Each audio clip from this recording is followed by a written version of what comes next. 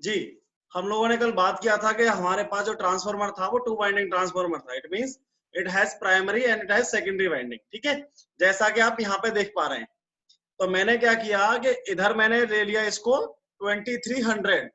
Okay, primary side में मैंने मान रखा है कि यहाँ पर 2300 वोल्टेज है और यहाँ पर जो वोल्टेज है वो 230 वोल्टेज है। ठीक है, और मैंने डॉट पोलरिटी का मैं यहाँ पे यूज किया था। डॉट पोलरिटी मेरे को ये बताती है कि मेरा हायर पोटेंशियल कौन सा है। ठीक है, तो जैसा कि आप इस डायग्राम में देख पा रहे हैं कि ये मेरा डॉट पोलरिटी शो कर रहा है। इट मींस ये वाला टर्मिनल पॉजिटिव है और इसके अपोजिट यहाँ पर जो पॉजिटिव टर्मिनल है दैट इज नेगेटिव। और सेकेंडरी साइड में मैं बात करूं तो ये मेरा पॉजिटिव है और ये इसके नीचे यहाँ पर मेरा नेगेटिव पोटेंशियल है। ठीक है, अब क्या है, मेरे को ये सिंगल वाइंडिंग में कन्वर्ट करना है। तो उसको मैं कैसे कन्वर्ट कर सकता हूँ कि अगर ये मेरे पास दो वाइंडिंग है तो या तो मैं इसको इसके ऊपर रख दूं, ठीक है, या इसको मैं इसके नीचे रख दूं और वाइस वर्सा।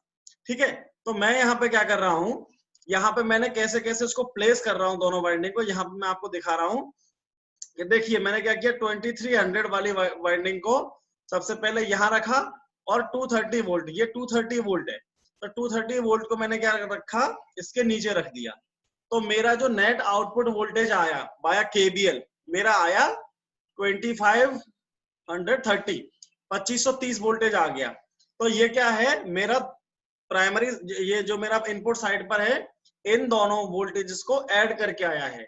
इसीलिए इस तरह की टर्मिनोलॉजी को मैं बोलता हूँ एडिटिव पोलैरिटी। क्यों? क्योंकि यहाँ पे दोनों वोल्टेजेस ऐड हो गए हैं, that's why it is additive polarity. ठीक है, अगर ये वोल्टेजेस का सम उसके डिफरेंस से कम आता, मींस ये 2530 ना आकर के ये मान लीजिए 2000 आता, तो क्या होता, सब्ट्रैक्टिव पोलैरिटी हो जाता। ठीक है, तो ये वाला जो मेरा ऑटो ट्रांसफार्मर है इसका मेन इंपॉर्टेंट पार्ट क्या है, it has only one winding and both the winding are only one winding and it is electrically conductive. okay, पहले वाले ट्रांसफार्मर में क्या हो रहा था, सिर्फ कंडक्शन तो कुछ होता नहीं था, इंडक्शन से करंट फ्लो होती थी, पावर फ्लो होता था इंडक्शन की वजह से।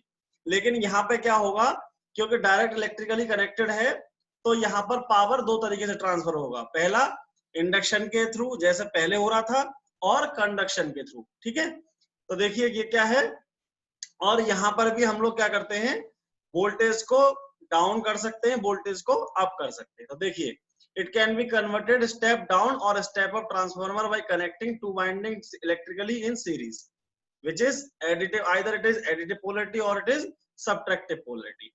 एडिटिव का मतलब क्या है कि जब दोनों वोल्टेज ऐड होके आ जाए, और सब्ट्रैक्टिव का मतलब क्या है कि दोनों वोल्टेजेस का डिफरेंस मेरे को आउटपुट पर मिलेगा। ओके, तो अभी यहाँ पे देखिए ये उसका डेफिनेशन है। तो इसमें लिखा हुआ है कि it is a part of a binding which is common to both side.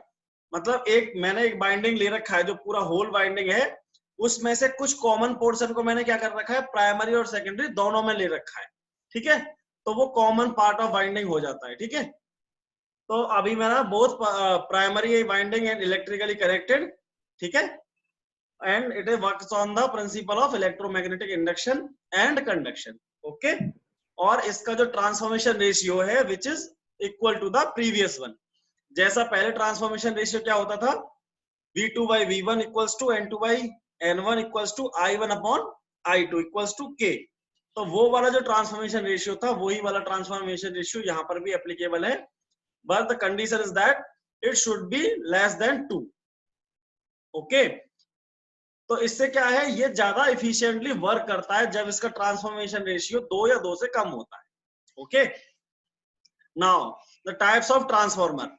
ये पहला है मेरा स्टेप अप ट्रांसफार्मर। इसमें मैं क्या कर रहा हूँ, मेरे पास कुछ वोल्टेज अवेलेबल होंगे और उनको मैं क्या कर रहा हूँ, उसको मैं वोल्टेज को राइज कर रहा हूँ सेकेंडरी साइड पे या लोड साइड पे मैं वोल्टेज का वैल्यू इंक्रीज कर रहा हूँ। ठीक है, सो दिस इज, देखिए यहाँ पे मेरा ये प्राइमरी साइड था, सेकेंडरी प्राइमरी है टू वाइंडिंग ट्रांसफार्मर का, ये मेरा सेकेंडरी साइड है। और यहाँ पे मैंने क्या किया है, दोनों को मैंने क्या किया, इन दोनों को एक दूसरे के ऊपर रख दिया। तो यहाँ पे जो मेरा ये वाला वाइंडिंग है, देखें ये वाला जो वाइंडिंग है, ये वाला N1 के क्रॉस वाला, तो ये वाला वाइंडिंग मेरा दोनों के लिए क्या है, कॉमन है, मतलब ये प्राइमरी में भी कनेक्ट हो रहा है और सेकेंडरी साइड में भी कनेक्ट हो रहा है। तो अभी इसमें क्या है, ये स्टेप अप ट्रांसफॉर्मर है, इस वजह से क्या है, N1 is less than N2। Similarly V1 is less than V2। अगर हम बात करते हैं स्टेप डाउन ट्रांसफार्मर की, तो देखिए यहाँ पे क्या है, ये मेरा जो कॉमन वाइंडिंग, ये मेरा जो पूरा होल वाइंडिंग है, उसमें से N2 के अक्रॉस जो वाइंडिंग है वो मेरा कॉमन है इनपुट साइड पे और आउटपुट साइड पे। ओके, तो मैंने होल वाइंडिंग के नंबर ऑफ टर्न्स, मैंने क्या किया, एक वाइंडिंग को लपेट रखा है, बार बार ऐसे ऐसे करके लपेट रखा है, ठीक है। तो उसमें मेरा नंबर ऑफ टर्न्स को मैंने बोला N1, और मेरा जो कॉमन पार्ट, कॉमन वाइंडिंग में नंबर ऑफ टर्न्स को मैं बोल रहा हूँ N2। ओके, तो मेरा यहाँ पे क्या हो रहा है, N2 is less than N1, और we can say that N1 is greater than N2, ठीक है। और देखिए ट्रांसफॉर्मेशन रेशियो सिमिलर है, V2 by V1 equals to N2 by N1 और I1 upon I2, ठीक है।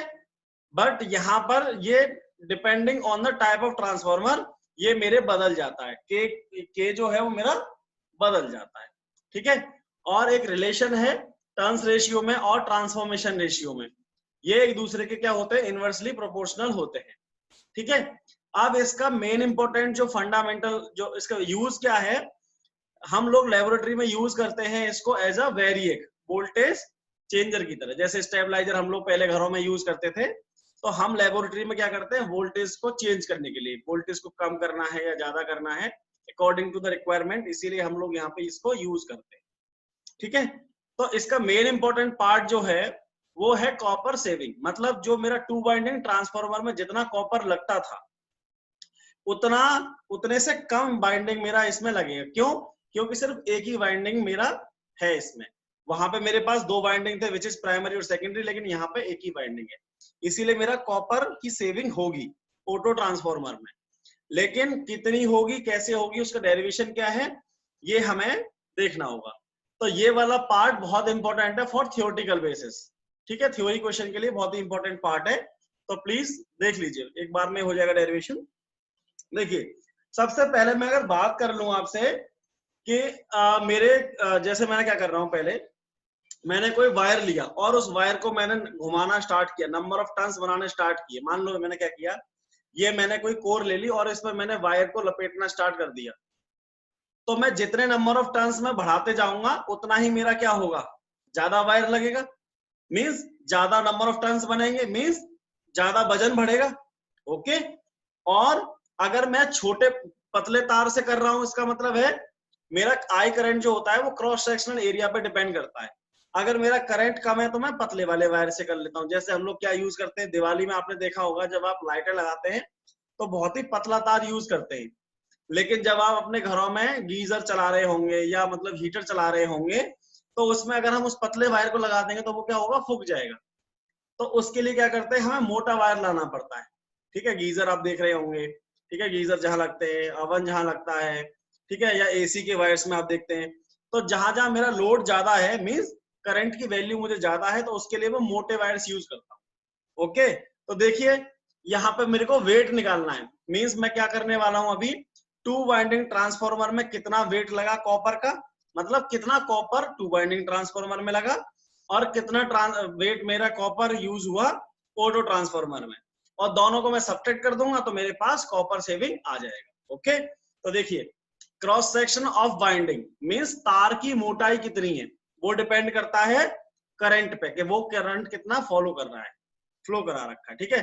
तो cross section of winding is directly proportional to I and length of winding. Length कैसे बढ़ेगी, मानो आपने एक टर्न लगा रखा है तो एक कितना लेंथ है, ऐसे आप लगाते जाएंगे तो क्या है, जितना आप नंबर ऑफ टर्न्स बढ़ाते जाएंगे उतना ही आपका नंबर ऑफ क्या होगा, लेंथ बढ़ता जाएगा, ठीक है। जैसे जैसे नंबर ऑफ टर्न्स बढ़ाते जाएंगे वैसे वैसे आपका लेंथ बढ़ता चला जाएगा। तो अब क्या होगा, वेट कैसे पता करेंगे, तो वेट हो जाएगा मेरा इन दोनों का प्रोडक्ट, नंबर ऑफ टर्न्स और उस एक टर्न में वो कितना वेट कैरी कर रहा है। ओके, तो वेट ऑफ कॉपर कैसे निकलेगा, N इंटू आई। ओके, अभी मैं क्या कर रहा हूं, पहले मैं वेट ऑफ कॉपर निकाल रहा हूं टू वाइंडिंग ट्रांसफार्मर में। तो मैंने क्या करना है, पहले मेरे को प्राइमरी वाइंडिंग में निकालना है। तो देखो प्राइमरी वाइंडिंग में नंबर ऑफ टर्न्स है मेरा N1 और करंट फ्लो कर रहा है I1, तो मेरा weight of copper in primary हो जाएगा N1 into I1। Similarly secondary winding में क्या हो जाएगा, नंबर ऑफ टर्न्स है मेरे N2 और करंट फ्लो कर रहा है इसमें I2, तो क्या हो जाएगा, weight of copper in secondary is N2 into I2। और अब मैं क्या करूंगा, टोटल कर लूंगा, प्राइमरी और सेकेंडरी दोनों टोटल कर लूंगा, इतना कॉपर मेरा 2 वाइंडिंग ट्रांसफॉर्मर में लग जाएगा। ओके, तो देखिए यहां पे मैंने क्या किया, दोनों को मैंने ऐड कर लिया, N1 I1 plus N2 I2। Okay done. अब हम लोग क्या करते हैं कि अब हम लोग लेते हैं ऑटो ट्रांसफॉर्मर। तो ऑटो ट्रांसफॉर्मर का मैंने जो केस ले रखा है वो मैंने केस ले रखा है स्टेप डाउन। स्टेप डाउन का मतलब ये है कि मेरा N2 क्या होगा, छोटा होगा, या मेरा लोड साइड पे जो वोल्टेज आएगा वो कम आएगा। तो देखिए अब यहाँ पे क्या है, अब आपको इस फिगर को समझना है, ठीक है। सबसे पहले मैंने क्या किया, एक मैंने नंबर ऑफ टर्न से वाइंडिंग मैंने बना ली, पूरी वाइंडिंग जो मेरी ए बी बाइंडिंग आपको दिख रही है उसका टोटल नंबर ऑफ टर्न्स कितना है, N1। ओके, और फिर मैंने कॉमन पोर्शन ऑफ बाइंडिंग ले रखा है BC। BC के अक्रॉस मैंने नंबर ऑफ टर्न्स को काउंट कर रखा है N2। मान लीजिए आपने क्या किया, 100 बार घुमा दिया, तो 100 बार घुमाने के बाद क्या हुआ, उसमें से 50 नंबर ऑफ टर्न्स को क्या ले दिया कि भाई इसके अक्रॉस में लोड लगा लूंगा, और 50 में 100 का है इधर, लेकिन लोड कितना लगा रहा हूँ, 50 के अक्रॉस। तो मैंने सेम ऐसा ही किया है। तो यहाँ पे N1 क्या हो जाएगा 100 और N2 हो जाएगा 50। ओके, तो देखिए मेरा AB में नंबर ऑफ टर्न्स है मेरा N1 और BC में मेरा नंबर ऑफ टर्न्स है मेरा N2। Okay done. अब देखिए ये मेरा सोर्स जो करंट आ रहा है विच इज I1, तो I1 कहां तक आएगा, मेरा AC पोर्शन तक, ठीक है। AC पोर्शन में क्या आएगा, I1 आएगा, लेकिन C टर्मिनल से क्या होगा, I2 करंट बाहर निकल रहा है, I2 करंट क्या जा रहा है, लोड में जा रहा है, तो रिमेनिंग करंट कहां जाएगा, नीचे जाएगा। मींस BC सेक्शन में कितना करंट फ्लो करेगा, I1 माइनस I2, और इसकी डायरेक्शन मैंने अपोजिट, वैसे तो ऐसे जाना चाहिए ना करंट, डाउनवर्ड, लेकिन मैंने अगर इसको एरो को उल्टा दिखा रखा है, अपोजिट मतलब डाउनवर्ड जाना चाहिए, लेकिन मैं उसको अपवर्ड ले रहा हूं, तो उसका क्या होगा, I2 माइनस I1। ओके, अब मेरे पास सारी चीजें आ गई, ठीक है, लेकिन मेरे को क्या है, AC सेक्शन में नंबर ऑफ टर्न्स कितने हैं भाई, 100 था टोटल, 100 में से 50 मैंने यूज कर लिया, तो 50 बचे ना, तो उसीलिए मैं क्या करूंगा, AC सेक्शन में नंबर ऑफ टर्न्स कितना होगा, टोटल इज N1 और N2 में माइनस कर दूंगा, तो यहाँ पे मेरा नंबर ऑफ टर्न्स आ गया N1 and N2। Okay done. अभी क्या करता हूं मैं कि अब मैं पोर्शन के हिसाब से लूंगा ट्रांसफॉर्मर में, तो मैं 2 सेक्शन डिवाइड कर लेता हूं। पहला सेक्शन मेरा हो गया AC पोर्शन, दूसरा मेरा पोर्शन हो गया BC पोर्शन। तो देखो AC पोर्शन की बात मैं करता हूं, तो मेरा करंट कितना है इसमें, I1। ओके, और नंबर ऑफ टर्न्स कितना है, N1 माइनस N2। तो प्रोडक्ट दोनों का कर दूंगा, तो मेरा AC पोर्शन का वेट आ गया। अब मैं क्या करूंगा, BC पोर्शन का वेट ले लेता हूं। तो BC पोर्शन में देखो नंबर ऑफ टर्न्स कितना है, N2, और करंट जो फ्लो कर रहा है which is I2 minus I1। अब मैं क्या कर रहा हूं, दोनों पोर्शन को अगर मैं कंबाइन कर लेता हूं, तो मेरा AB बाइंडिंग पूरा आ जाएगा, ठीक है। तो देखिए मैंने नीचे यहाँ पे कर रखा है, देखिए AC में मैंने N1 minus N2 into I1, और BC पोर्शन में N2 into I2 minus I1, और इन दोनों को मैंने ऐड कर लिया यहाँ पर, और इन दोनों इक्वेशन को मैंने फिर डिवाइड कर दिया। ओके, तो देखिए मैंने इक्वेशन 1 डिवाइड बाई इक्वेशन 2 यहाँ पर मैं इसको ले आया। अब मैं क्या कर रहा हूं, देखिए अब मैंने इसको क्या कर लिया, एक्सपेंड कर लिया, N1 I1 plus N2 I2 upon N1 I1 minus N2 I2, ठीक है, और इसको भी खोल लिया N2 I2 minus N2 I1, इसको खोल लिया, तो मेरे पास आ गया माइनस 2 N2 I1। अब मेरे पास यहाँ पर ऑप्शन है, ऑप्शन ये है कि मैं किसी को भी कन्वर्ट कर सकता हूँ। ओके, किसी को भी कन्वर्ट कर सकता हूँ, जैसे यहाँ पर आप देख रहे होंगे N1 I1 मतलब प्राइमरी साइड का भी है, और N2 I2, तो या तो मैं सारे पैरामीटर्स को N1 की सब्सक्रिप्ट में दे दूं, या सारे पैरामीटर्स को मैं 2 की सब्सक्रिप्ट में दे दूं। तो देखिए मैं यहां से क्या कर रहा हूं, मैं क्या कर रहा हूं, 2 को मैं 1 में बना रहा हूं। तो देखो N2 को मैं कैसे लिख सकता हूं, मैंने ट्रांसफॉर्मेशन रेशियो का हेल्प लूंगा, तो N2 को मैं लिख सकता हूं K टाइम्स ऑफ N1। तो देखिए N2 की वैल्यू मैंने यहाँ पे पुट कर दी, K इंटू N1। I2 कैसे लिख सकता हूं, I2 मैं लिख सकता हूं I1 अपॉन K, तो मैंने यहाँ पे I1 अपॉन K लिख दिया। नीचे देखिए N2 की वैल्यू लिख दी मैंने K N1 और I2 की वैल्यू लिख दी मैंने I1 K, और N2 की वैल्यू लिख दी मैंने यहाँ पे K N1, और फिर ये I1 एज इट इज। तो मैंने यहाँ पे क्या किया है, मैंने जो 2 सबस्क्रिप्ट लिख रखा था उसको मैंने कन्वर्ट कर लिया 1 में, ताकि मेरा कुछ कैंसिल आउट होकर के मेरे को एक ट्रांसफॉर्मेशन के रेशियो में कुछ प्रोडक्ट मिल जाए, कुछ आउटपुट मिल जाए। तो देखिए यहां से क्या हुआ, 2n1i1 upon 2n1i1 minus 2k n1i1, और जैसे ही मैंने 2n1i1 कॉमन लिया तो मेरे पास बचा 1 upon 1 minus k equals to weight of 2 winding transformer upon weight of auto transformer. तो ये मेरा एक रिलेशन आ गया। यहां से मैं क्या निकाल लूंगा, वेट ऑफ ऑटो ट्रांसफॉर्मर क्या आ गया, 1 upon 1 minus k times of weight of 2 winding transformer. ठीक है, k की वैल्यू मेरे को हमेशा पता रहती है, क्वेश्चन में दे रखा होता है। तो वेट ऑफ ऑटो ट्रांसफॉर्मर क्या आ गया, 1 माइनस k टाइम्स। ओके, जितना पहले 2 वाइंडिंग ट्रांसफॉर्मर में लग रहा था वेट, उसका 1 माइनस k टाइम्स वेट लगेगा आपका ऑटो ट्रांसफॉर्मर में। लेकिन हम लोग बात कर रहे थे कि भाई मटेरियल कितना बचा, मींस कॉपर कितना सेव हुआ। तो मैं क्या करूंगा, 2 वाइंडिंग ट्रांसफॉर्मर के कॉपर को माइनस कर दूंगा ऑटो ट्रांसफॉर्मर के कॉपर से। तो देखिए मैंने क्या किया, सेविंग ऑफ कॉपर में क्या किया, weight 2 winding transformer minus weight of auto transformer, और ये मेरा वेट ऑफ ऑटो ट्रांसफॉर्मर है, तो मैं इसको सॉल्व कर दिया तो k times of weight of 2 winding transformer, और which is k is transformation ratio.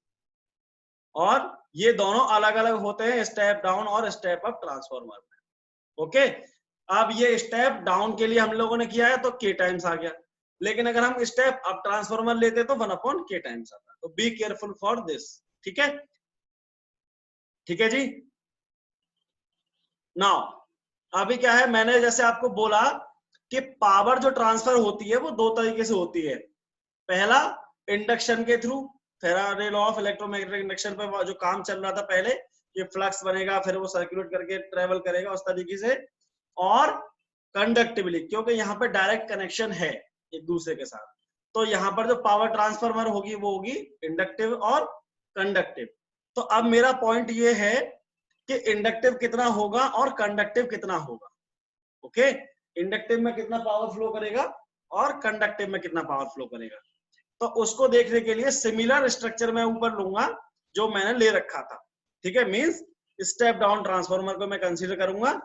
तो देखिए मेरा सेम वही है, ए बी वाइंडिंग है, ए बी वाइंडिंग में नंबर ऑफ टर्न्स N1 और BC वाइंडिंग में नंबर ऑफ टर्न्स N2, और मैंने ये I2 ले रखा है लोड पे, और प्राइमरी साइड में मैंने I1 ले रखा है। आपको पता ही है इनपुट पावर क्या होती है, देखिए तो यहां पर मैं इनपुट पावर निकालूं तो ये मेरा हो जाएगा V1 I1, और यहां हो जाएगा मेरा V2 I2।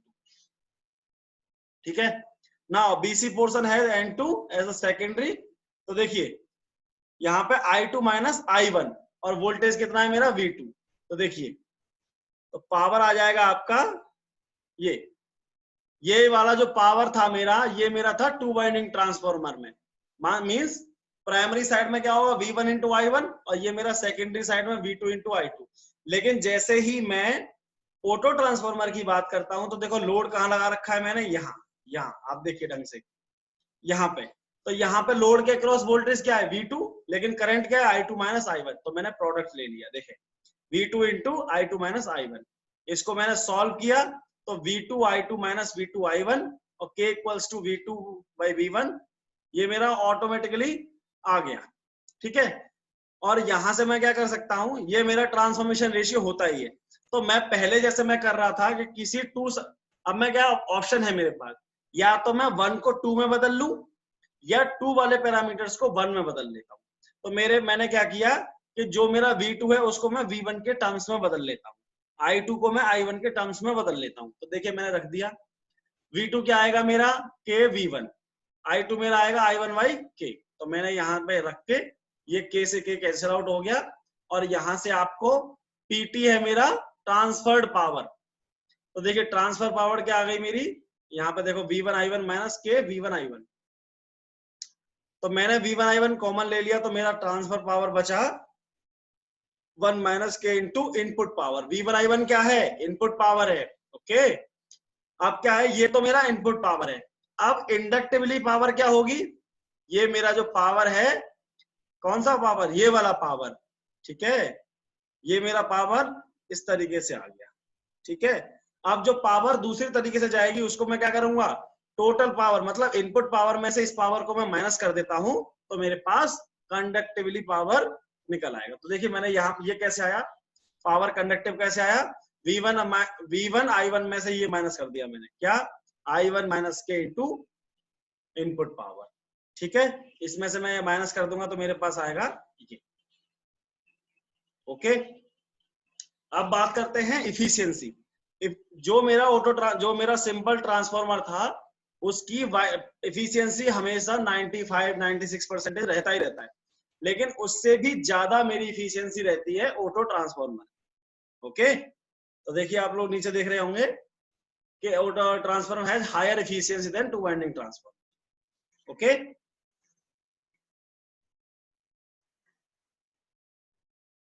और इसका आता है मेरा एडवांटेज और डिसएडवांटेज। देखो एडवांटेज क्या है कि इसमें कॉपर की सेविंग हो जाती है, पहली बात तो less binding material means copper कम लगता है। इफिशियंसी और नॉर्मल ट्रांसफार्मर से भी ज्यादा होती है, स्मॉलर साइज होता है और सस्ता होता है। क्यों सस्ता है? जब कॉपर कम लगेगा तो सेविंग्स तो होगी ना, तो उससे सस्ता हो जाएगा, ठीक है। Reduction in conduction material and core material, जब छोटा है तो उसका क्या है, कोर मटेरियल भी बचेगा। पहले क्या, बहुत बड़ा ट्रांसफार्मर कॉलेज के बाहर रखा है तो बहुत बड़ा ट्रांसफार्मर, मतलब उसमें मटेरियल मेरे को ज्यादा लगेगा, लेकिन ये छोटा सा रहता है गोला टाइप का, तो इसमें मटेरियल मेरा कम लग रहा है, ठीक है। Resistance and reactances are also less, so voltage regulation is better और smooth and continuous voltage is possible. मेरे पास एक रोटरी स्विच होता है, तो मैं क्या करता हूँ, उसको सिर्फ रोटेट करते जाता हूँ, तो स्मूथली मेरा वोल्टेज वेरिएशन हो जाता है, ओके। स्टेबलाइजर में तो भी बहुत दम लगा के खट खट खट करना पड़ता था, लेकिन यहाँ पे क्या है, पता ही नहीं चलेगा, बिल्कुल स्मूथ स्मूथ स्मूथ करके आप वोल्टेज को अप एंड डाउन कर सकते हैं, ठीक है। तो अभी ये मेरा एप्लीकेशन है। एप्लीकेशन में पहला है मेरा कि to change the level of voltage and current. मैं अगर किसी एक क्वांटिटी को मैं चेंज कर रहा हूं तो दूसरी क्वांटिटी ऑटोमेटिक चेंज हो जाएगी, ठीक है। और इम्पीडेंस मैचिंग, मतलब मेरे को कुछ ऐसा काम करना पड़ता है कि मेरे को यहाँ पे वोल्टेज एंड करंट सेम रहे इधर साइड भी, और वोल्टेज एंड करंट इधर साइड भी सेम रहे, मतलब इधर साइड भी इधर साइड भी। तो बीच में मैं क्या लगा दूंगा, ऑटो ट्रांसफॉर्मर लगा दूंगा, ठीक है। तो उधर से क्या होगा, इधर साइड का भी बचा रहेगा इंपीडेंस और इधर साइड का भी सेम रहेगा, ओके। और आइसोलेट द सर्किट, मतलब एक दूसरे सर्किट में कोई करंट फ्लो ना हो उसके लिए भी मैं आइसोलेट पर्पज में भी मैं इसको यूज करता हूँ, और वोल्टेज एंड करंट मेजरमेंट के लिए भी मैं इसको यूज करता हूँ, ओके गाइस।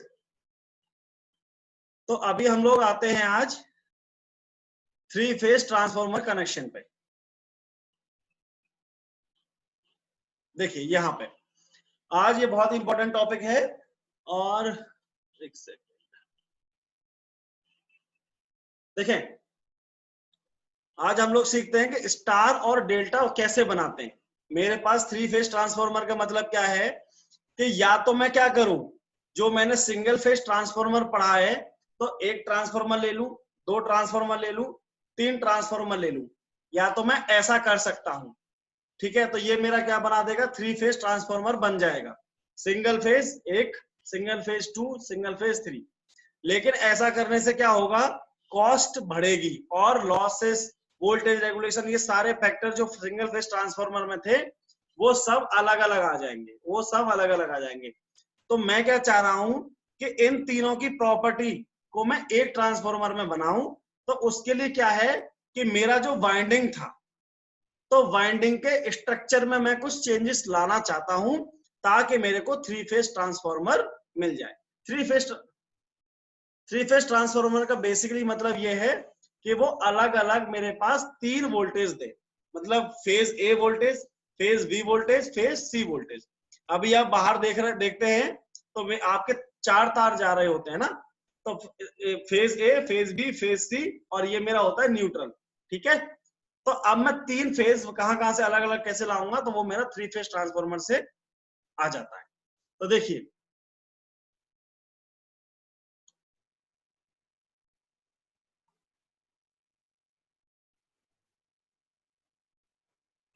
तो इसमें हम लोग क्या करते हैं, देखिए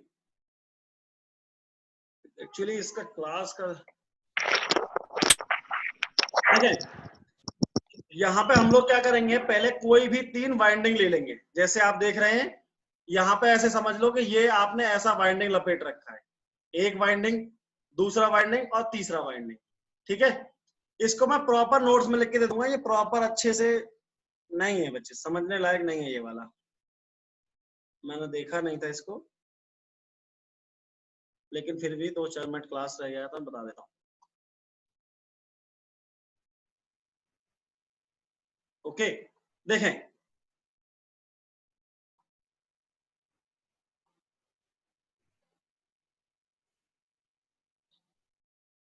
देखें यहाँ पर क्या है मेरे पास, मैंने कोई भी ऐसे बाइंडिंग ले लिया। ओके, कोई भी मैंने बाइंडिंग ले लिया तो उसको मुझे क्या होगा, नाम देना पड़ेगा पहले। तो मैं क्या कर रहा हूं, नाम देने के लिए मैंने क्या किया, A1 और A2। ठीक है, मान लो मैंने पहले नाम दे दिया उसका A, लेट अस सपोज यहाँ पे मैंने क्या दे दिया, इसका नाम दे दिया A, इसका नाम दे दिया मैंने B, इसका नाम दे दिया मैंने C। तो A1 के मेरे पास क्या है, आगे वाला पार्ट है और उसके पीछे वाला पार्ट है। देखो यहाँ पे, मतलब ये बाइंडिंग यहाँ से स्टार्ट हुई पहली और ये यहाँ पे यहाँ खत्म हो गई। तो मेरे को ये पता होना चाहिए कि कौन सी बाइंडिंग कहाँ खत्म हो रही है और कहाँ से स्टार्ट हो रही है। तो उस पर्पज के लिए मैं क्या करूंगा, लिख देता हूं इस पे। जैसे मान लो A1 क्या है, स्टार्टिंग पॉइंट, और A2 क्या है, मेरा ending point. Similarly B binding के लिए क्या करूंगा, B1 B2। C बाइंडिंग के लिए मैं क्या करूंगा, C1 C2। ओके, ऐसे आप लिख लेंगे। अब क्या है, स्टार कैसे बनता है, A1 B1 और C1 को आप मिला देंगे। देखो ये मेरा A1 था, ये मेरा B1 था, ये मेरा C1 था। तो A1 B1 C1 को मैं मिला दूंगा तो मैं क्या बना दूंगा, स्टार। और बचे हुए टर्मिनल से मैं सप्लाई ले लूंगा। ठीक है, जैसे यहाँ से देखो ये वाला टर्मिनल आ गया 2, यहाँ से 4, यहाँ से 6। तो ये मेरा 3 तार मेरे क्या होंगे, 3 तार मेरे बाहर खींच के आ जाएंगे। ओके, अब मैं क्या करता हूँ, डेल्टा कैसे बनाता हूँ, तो देखिए अब मैं क्या कर रहा हूँ, नीचे भी नाम देना पड़ेगा मुझे। तो यहाँ मैंने इस बाइंडिंग को दिया A, ये मैंने दिया B, ये मैंने दिया C बाइंडिंग। अब इसका आगे और पीछे वाला टर्मिनल मुझे बनाना पड़ेगा। ओके, तो this is A1, this is A2, this is B1, this is B2, this is C1 and C2। Okay, तो मैं क्या कर रहा हूँ, A1 को कनेक्ट कर रहा हूँ मैं B2 से। देखें यहाँ पे देखिए, A1 is connected to B2। ठीक है, A1 is connected to B2 and B2 is connected to C2। ठीक है, मैं इसका अच्छे तरीके से आपको बता दूंगा, टाइम भी थोड़ा सा कम ले रहा है टाइम मीटिंग में। अभी मैं आप लोगों को अभी क्वेश्चंस को शेयर कर देता हूँ अभी जस्ट, और आप लोगों से ये सॉल्व करेगा, मैं शाम तक उसको गूगल क्लासरूम में सॉल्यूशन डाल देता हूँ। ठीक है, और वो आप लोगों के CT2 में आएंगे सब लोग, सारे वाला ऑटो ट्रांसफार्मर से बेस्ड जो क्वेश्चन है वो CT2 में भी आएंगे। सो उसके क्लास कोई भी डाउट हो तो ग्रुप में पूछ लीजिएगा। Okay, okay bye.